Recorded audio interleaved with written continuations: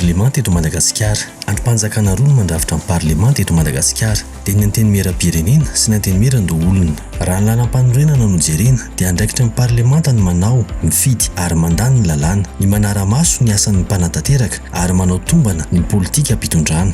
Ny antenimieram-pirenena no antsoina ny andrim-panjakana hivondronan'ireo solombavambahoaka voafidy. Raika amin'ny 50% no isan'ny solombavambahoaka ary 10 taona azo avoazana tsy misy fetra ny fiampitoam-piasan'izy ireo. Ny fifidianan'ny solombavambahoaka dia atao eny anivon'ny distrika ka andraisan'ny olom-pirenena anjara mivantana, ka solombavambahoaka iray na roa arakaraka ny distrika no mivoaka avy amin'izany fifidianana izany. Ny kandida solombavambahoaka dia afaka milatsaka ho fidiana amin'ny anarany antoko politika misy azy na koa amin'ny anarany tenany manokana na izay ilay hoe mahaleo tena. Rehefa lany izy dia misolo tena ny vahoaka rehetra eo amin'ny distrika nahalany azy. Ny solombavambahoaka mahaleo tena dia afaka misafidy ny hiditra amin'ireo vondrona parlementera misy. Ny rafitry ny antenimieram-pirenena dia ahitana ny bromaritra izay misy mpikambana 520 ary voamera 230. Ny solombavambahoaka iray dia tokony miditra anaty voamera 3. Mandritra ny fivoriana voalohany ataon'ireo solombavambahoaka vaolany no fidianana izay ho filohan'ny antenimieram-pirenena sy ireo mpikambana ao amin'ny bromaritra. Mivory ara-potoana indroa isan-taona ny antenimieram-pirenena, maharitra 80 andro ny fivoriana ara-potoana iray.